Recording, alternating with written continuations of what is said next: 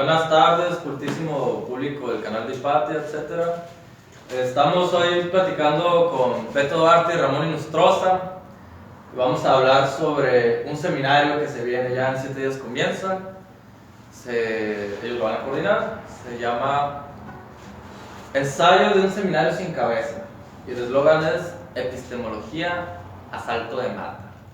Entonces, lo primero que les voy a preguntar es ¿de dónde el nombre y cuál es la motivación? ¿Quién quiere empezar? Bueno, como yo soy el que expresé ese eslogan de epistemología salto de mata, pues mi inquietud siempre ha sido como un buscador del conocimiento y como parte de un anhelo siempre en busca del conocimiento desde el punto de vista académico, es encontrar una fórmula, ¿no?, en el pensamiento que pueda resultar útil para la complejidad que vivimos actualmente. O sea, estamos de alguna manera imbuidos en un ambiente con muchas fisuras, fracturas, donde esos continuos que uno busca, pues esos formatos o modelados, pues entran en crisis de alguna manera, y es la dinámica misma de la sociedad contemporánea. Entonces, cuando yo era niño, pues siempre escuchaba que alguien andaba a salto de mata en un afán de supervivencia.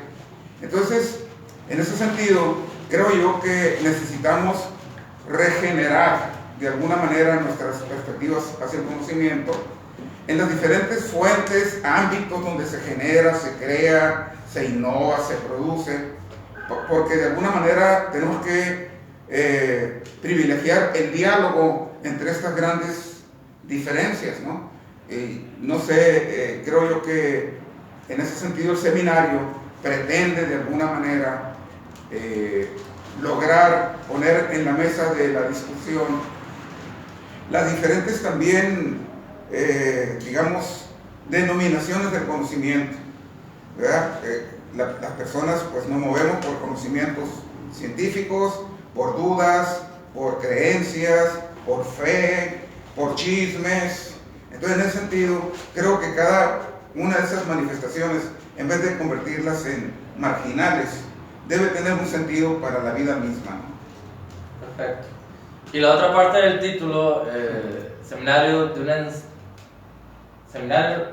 seminario sin cabeza, la ideó el Beto. Llegó hace un día, el otro día, y hicimos una síntesis, luego nos juntamos y le dimos orden a esto, ¿no? El seminario es una síntesis, una combinación. Entonces, Beto, ¿qué onda con el título? Pues lo primero es una referencia al libro, ¿no?, que escribió José Revueltas. Se llama Ensayo de un proletariado sin cabeza, ¿no? Y pues habla precisamente de esa forma de actuar de los partidos comunistas de aquel momento, sin cabeza, ¿no?, en el sentido de sin dirección. Por ahí va, es como que el primer nivel del significado del título, ¿no? No sabemos precisamente a dónde vamos, porque como decía Inostroza, vamos a intentar hacer una especie de búsqueda, ¿no?, más que impartir unas clases, más que impartir un seminario formal, vamos a ir intentando evaluar la forma, ¿no?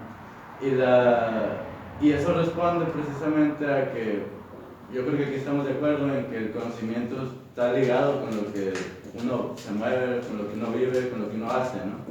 Y en ese sentido este seminario también es una especie de experimento, en tanto que iremos intentando encontrar una forma de entender problemas que vamos a ir planteándonos, para empezar sin cabeza, en el sentido de que no hay una dirigencia tal cual del seminario, sino una discusión, y no hay conferencias tal cual, sino, insisto, ¿no?, discusiones. Entonces el asunto va en estas dos formas. Uno, no sabemos muy bien hacia dónde vamos, pero dos, sabemos que hacia dónde vamos tiene que ver sobre todo sobre cómo lo hagamos. Muy bien, les voy a hacer una pregunta. ¿Ustedes dirían que el objeto central de estudio en el seminario es la teoría del conocimiento como tal, o la realidad contingente y las circunstancias que rodean a la sociedad en este momento histórico? Bueno, yo creo que la teoría del conocimiento no debe desfriciarse, de congelarse, ¿no?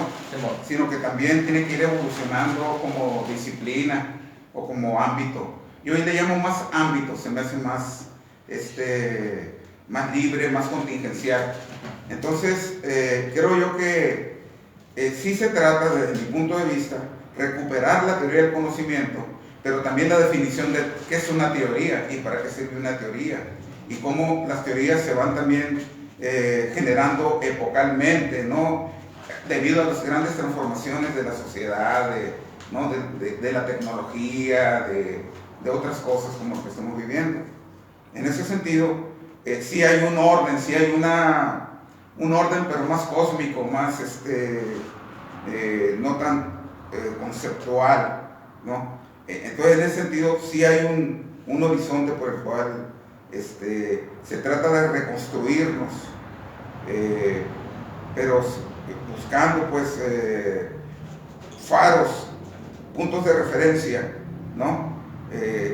Y hacer esta combinación que tú dices. Beto, público, el seminario va a ser cada sábado de abril, a las 11 de la mañana, los 4 sábados de abril. ¿Nos podrías enumerar un poco el orden que van a llevar las sesiones para tener un poco más de claridad sobre las temáticas específicas? Sí, no me acuerdo exactamente del orden, pero van a ser 4 sesiones y las vamos a dividir de forma pues, premeditada, ¿no? en grandes dualidades, ¿no? Sí. Con las que pues, pretendemos estudiar precisamente los problemas o las contradicciones entre esas dualidades para llegar a algo, ¿no? que explique precisamente el pensamiento actual, ¿no? Sí. La primera se titula La palabra y el número, y está planteada de esa forma porque han sido las dos grandes formas de conocimiento de la sociedad moderna. La otra es el yo y el otro, o el yo y la alteridad, ¿no? Sí. Que es algo que ya se plantea sobre todo desde la periferia. La otra que tenemos es hombre y naturaleza. Esa es otra de las dicotomías que históricamente han ocurrido y han partido la civilización de cierta forma. Y es importante aquí hablar de hombre y naturaleza, no ser humano y naturaleza, porque el mismo hombre es el que se plantea ante la naturaleza. Es decir, cuando decimos hombre y naturaleza no nos referimos a la especie humana, sino al sujeto histórico hombre que se diferenció de la naturaleza en algún momento, ¿no? Sí. Están los mitos de origen, ¿no? Exactamente. Lo que pretendemos es meterle todo lo que podamos de la historia, de la realidad de los conceptos, ¿no? Y la última que habíamos planteado, opresores y oprimidos. Opresores y oprimidos, ¿no? Eso ya está mucho más concreto y eso, cuando lleguemos a ese punto del seminario ya deberemos tener las herramientas como para poder decir qué está pasando, ¿no? Sí, perfecto. Entonces vemos que el conocimiento y la construcción de los instrumentos del saber y del acceso al saber y la organización del saber en la sociedad se ve atravesado por dualidades, ¿no? Dicotomías, síntesis, y va a ser como el núcleo de cada sesión. Hemos avanzado aquí y hemos puesto varias cosas sobre la mesa interesantes, ¿no?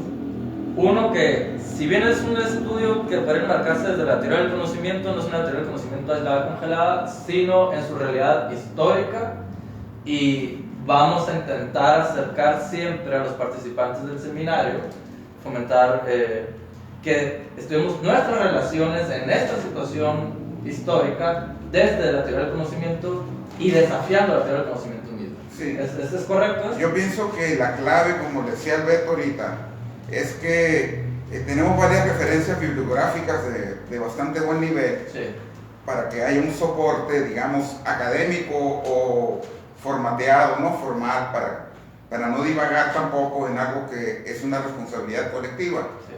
Pero por otro lado, decía que lo que hay que privilegiar es el pensamiento, encontrar más que el conocimiento, el cómo pensar las cosas, ¿sí? Es decir, porque yo creo que solamente al liberar esa forma de pensamiento es como podemos nosotros discernir y deliberar con libertad, ¿sí? Y con diferentes perspectivas la complejidad que estamos pasando actualmente, ¿no? En el cual las escuelas, todo tipo de autoridad, ¿no? Religiosa, filosófica, pedagógica, etcétera, y todas las estructuras también de autoridad en general de poder, pues están siendo de alguna manera debilitadas y en algunos casos completamente han perdido, ¿no?, su autoridad, ¿no?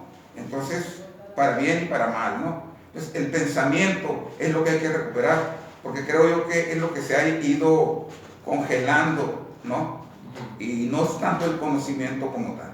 Bien. En el programa que muy pronto se va a publicar van a encontrar 50 referencias bibliográficas.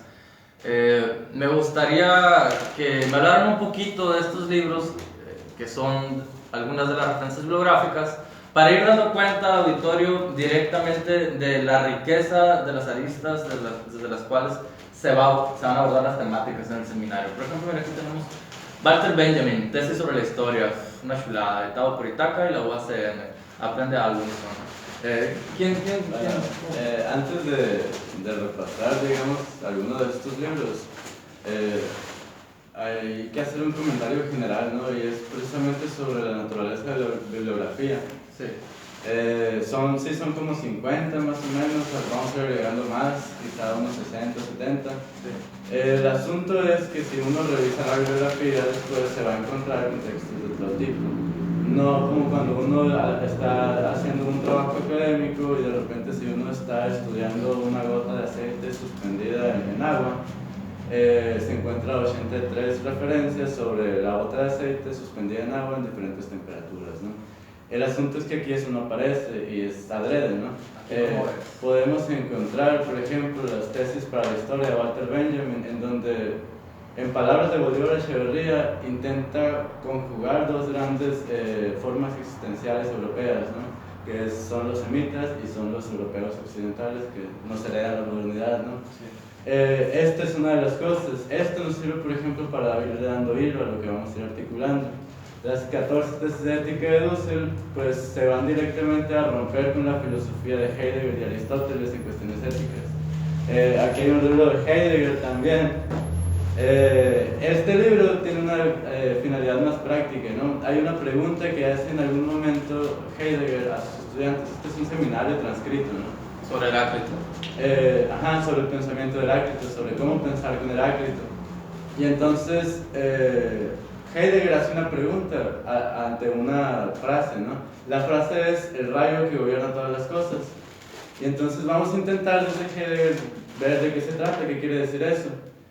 Y después de varias páginas en las que intentan dar sus interpretaciones, ese fragmento, ¿no?, haciendo uso de Zeus, haciendo uso de la fuerza, cualquier tipo de conceptuación moderna, Heidegger lanza una pregunta y dice: ¿qué significa para Heráclito todas las cosas, ¿no? Sí. Este libro está para que aprendamos a preguntar eso, ¿no? El caso es que la bibliografía en sí no tiene mucho valor, pero lo que vamos a hacer aquí es articularla de forma que se vea incluso cómo las ideas de estos libros, diferenciadas incluso por épocas, por disciplinas, por escuelas, tienen ciertas continuidades que podemos estudiar hasta este momento. Enlaces, ¿no? Se vinculan y la gran nube del conocimiento se va tejiendo con la autonomía de la interpretación particular de determinados sujetos. A ver, Ramón, aquí traes de Physis a Polis. Me lo voy a chingar. La evolución del pensamiento filosófico griego desde Tales a Sócrates. ¿Tú sabes qué? Bueno, un poco la idea de esta bibliografía, digamos, de estos 3 libros, es escrutar sobre la idea de conceptos, porque muchas de nuestras construcciones de conocimiento están basadas en los conceptos en buena medida, ¿no?, por la cuestión escolar a la que estamos sujetos de alguna manera. Entonces, la idea del concepto, por ejemplo, las formas y conceptos en la época de Platón, en la tradición platónica, pues lo que establece de entrada el autor es que, por ejemplo, el mismo término concepto, pues se expresaba con una gran cantidad de palabras equivalentes.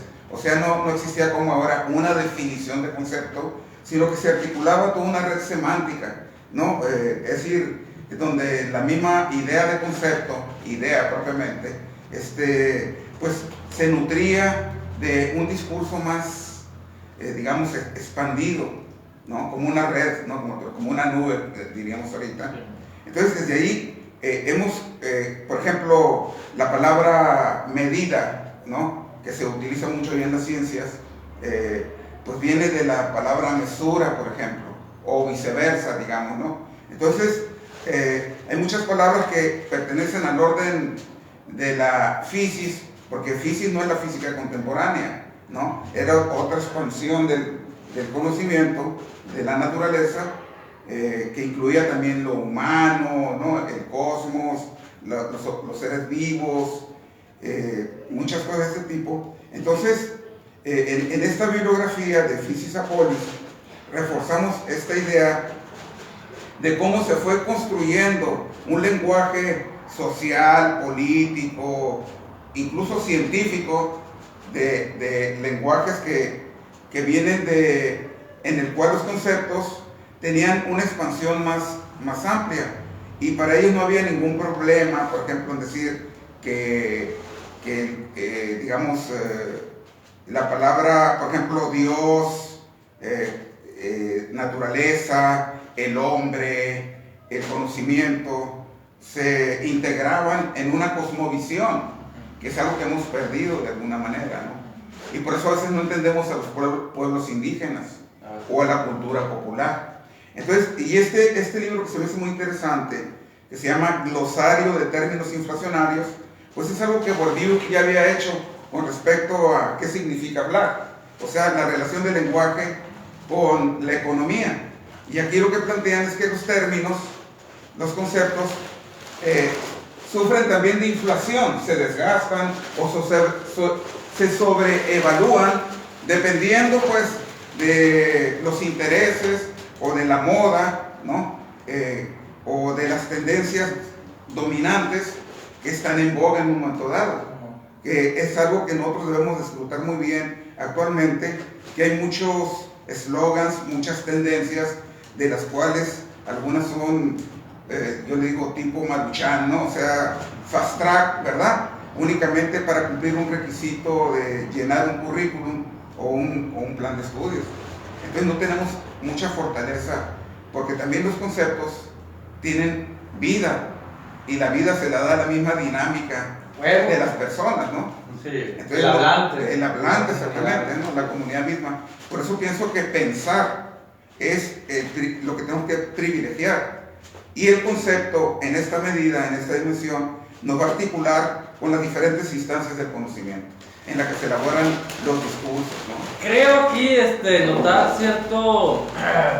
una mezcolanza entre malestar, sospecha, desconfianza, distancia, coqueteo y también una familiaridad con campos como la academia, con una reacción ante la opinionitis tan en boga en redes y en lo que se ha convertido, ¿no?, la vida social. Pues vivimos una democracia, la opinión pública adquiere un carácter, los medios se masifican y ahora pues sales, ves al vecino y te pregunta qué opinas de lo que dijo el peje, ¿no? Y tienes que tener una opinión en cuanto a todo, la opinión tiene que ser rápido y la madre. Y ahí encontramos una cantidad de declaraciones que, no sé, ¿no? Nos pueden deslumbrar, y quizá no por su sapiencia, ¿no?, sino porque está tan concurrido su contundencia, tan concurrido el lugar de la opinión, y tan variado y tan contundente a veces, que ahí es cuando se nota muy bien, ¿no?, cómo se resquebraja el hegemón. Pero hay una forma de producir conceptos que probablemente no estén ajustados o no reflejen correctamente la relación entre el ser y el mundo, ¿no? Creo que por aquí, creo que este seminario sin cabeza responde un poco a esto, y me interesa sobremanera que no plantea conclusiones desde el principio, sino que se posiciona como una búsqueda. Entonces me gustaría que le dijeran a nuestro público un par de palabras sobre el espíritu investigativo, dialogante del seminario, porque es el ambiente que se van a topar, ¿no? Y para que sepan qué actitud esperar tanto de ustedes y de ellos mismos. Pues primero, si bien es cierto que no tenemos finalidades planteadas en este momento, sí tenemos al menos ejes, ¿no?, por decirlo de alguna manera. Uno de los ejes... Bueno, yo creo que finalidad sí, tal vez me equivoco con la palabra. Conclusiones ya preestablecidas. Bueno, conclusiones. Sí, no tenemos conclusiones, es decir, las vamos a construir, pero las vamos a construir respecto a ciertas cosas que vamos a poner a discusión. Por ejemplo, que la separación cuerpo y alma es equivalente a la separación palabra-número, que es equivalente a la separación hombre-naturaleza, ¿no? Y además, que esa separación podría ser una de las raíces precisamente de todo este tipo de fenómenos que devienen en esta sociedad abstracta, ¿no? Eso por un lado, ¿no? Por el lado de cómo se va llevando el asunto. Y por el otro lado, pues sí, ¿no? Hay cierto desapego a la academia. Porque al menos en este seminario no vamos a compartir métodos, pero ni cerquita, ¿no? Y entonces, como consecuencia de eso, viene el siguiente problema que vamos a resolver también sobre la práctica, y es conseguir una rigurosidad auténtica, legítima, fuera del canon académico. Eso suena excelente, ¿no? Y es de las cosas que quisiéramos impulsar o vinculizar como organización, ¿no? Como civil, como centro. Una de las cosas que queremos fomentar en el seminario es la participación de los participantes, en los cuales estamos incluidos nosotros. Y hacer ejercicio, como dice Beto, de sacar algunas conclusiones, planteando algunos problemas actuales que estamos viviendo con cierta complejidad. Sí. Aquí es muy importante lo que los participantes expresen también, que liberen ese pensamiento, porque de alguna manera pienso yo que no podemos demeritar la opinión de alguien, porque para mí la opinión también es una modalidad de conocimiento, responde a una contingencia, y no por ser opinión a veces, o una creencia, no tiene un estatuto, digamos, o un referente con una realidad experimentada, ¿verdad? Que no esté formalizado por una teoría o un modelo. Eso no quiere decir que no tenga una validez vital, incluso para la existencia y el entendimiento de las circunstancias. Entonces ahí es lo que vamos a trabajar un poco también, de que empieza esa liberación de esa inteligencia colectiva, comunitaria, ¿sí? Ese ímpetu también del espíritu humano, ¿no? Esa configuración de nuestra propia complejidad neuronal incluso, que es capaz de generar conocimientos por la misma praxis de la resistencia o de la precariedad, ¿no? O de la misma, digamos, marginación, ¿no? Que son voces también, que es importante. Entonces, en términos morinianos, yo digo que se trata de crear una cognosfera, ¿no? Un ámbito, a mí me gusta más la palabra ámbitos de conocimiento y todo ese tipo de cosas. Y en este sentido va a ser la orientación. La conclusión es, si es que la va a haber, es que todos participemos y valoremos nuestra propia expresión para al menos dar una opinión sobre algo. Que el silencio sea monacal, pero no que sea un silencio, digamos, que fomente la automarginación, que es importante en la al final de cuentas, de una u otra forma se trata de romper con ese monopolio de pensar, pues, ¿no? Que está en la academia. Exactamente. Del gurú, ¿no? Y de la dirección, ¿no? Sí. Que tanto critica Pablo Freire, la autoridad que sabe y el recipiente que no sabe. Entonces me parece excelente estas correcciones a mi discreción y estúpida que suelo hacer. Cuando me corriges, ¿no? La opinión, la creencia, la intuición y algo que está implícito en la última exposición del Beto, el pensamiento analógico, como no solamente forman parte de la realidad, sino que son modalidades del conocimiento en tanto te apropias de la realidad y la modificas, pero también penetras, ¿no? En el mundo, y negar todas estas modalidades de conocimiento es imaginarse a uno de una manera que tampoco es. No, y también es negar las formas de vida que la gente va generando, pues, ¿no? Que creo yo que en el futuro la diversidad de formas de vida, ¿no? Que la estamos viviendo, es precisamente a través de este tipo de actividad, no de pasividad, de unas resistencias que se han creado pero que han detenido la homogenización de las personas. Sí. Digo, hay que recuperar ese valor de mucha gente que sienten que no triunfaron en sus proyectos sociales, Sí. pero como yo siempre les digo, haber resistido a las hegemonías no es poca cosa. Huevo. Bueno, repasando acá la información, va a ser todos los sábados de abril. Comenzamos el siguiente sábado a las 11 de la mañana. 4 sesiones. Vénganse. Lo primero que se va a tratar es el número y el verbo. Vamos a ver acá algo de Pitágoras. Vamos a revisar la exégesis cristiana sobre el Génesis. Ya saben, en principio todo fue verbo. Y luego la interpretación materialista con bien, mal. Un chingo de cosas vamos a hacer.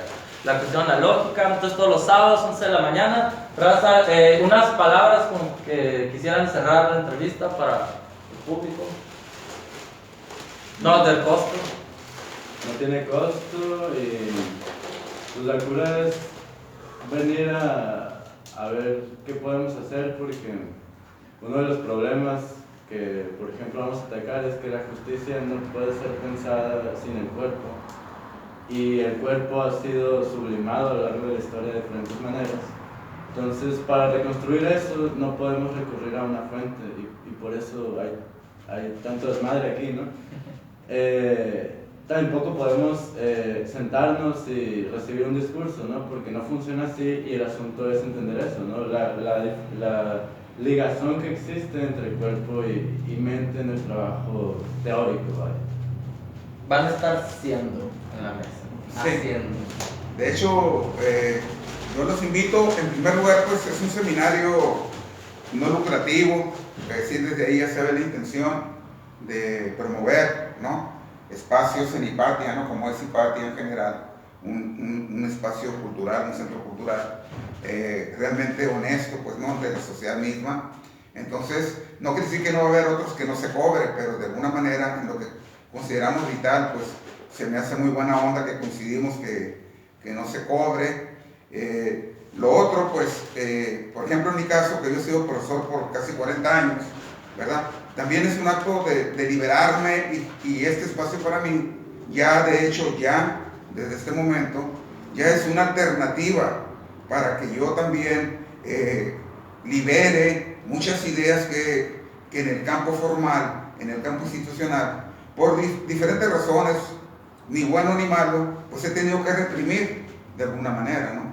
Es decir, entonces también creo yo que es el momento de ir fomentando espacios educativos donde desde la base de Freire, como muy bien lo dice Paco, ¿verdad?, la educación sea para la libertad.